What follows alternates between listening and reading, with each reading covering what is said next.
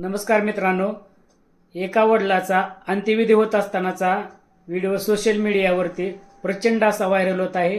हे कलियुगातील विदारक सत्य आपल्याला या व्हिडिओतून दिसत आहे।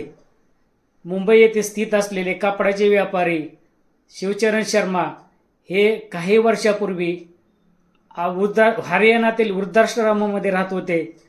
त्यांच्या निधन झाल्याची बातमी तेथील कर्मचाऱ्यांनी, त्यांना 3 मुले आहेत, त्या मुलींना फोनद्वारे त्यांनी माहिती दिली, परंतु आम्ही काय अंत्यविधीला येऊ शकत नाही असे त्यांनी उत्तर दिले त्या कर्मचाऱ्यांना। आणि 5,100 रुपये त्यांना पाठवून त्यांचा अंत्यविधी व्यवस्थित करण्यास सांगितले। आणि सदर एका मुलीने व्हिडिओमधून त्यांना अंत्यविधी करण्यासाठी हा अंत्यविधी सहजासहजी व्यवस्थित झाला आहे का नाही हे पाहण्यासाठी व्हिडिओ कॉल करून तो अंत्यविधी पाहिला। मित्रांनो, आपल्या आईवडिलांना वेळेची गरज आहे, पैशाची नाही, एवढं लक्षात राहू दे।